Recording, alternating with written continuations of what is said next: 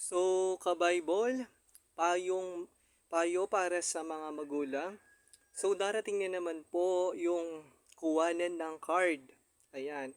So, makikita na naman po natin yung mga grade ng ating mga anak na may mababa at may mataas.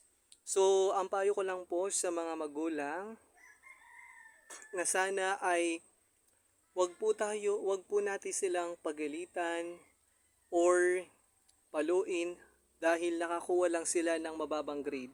Bagkus dapat sila ay tapikin sa balikat at sabihin, okay lang yan anak, makakabawi ka rin.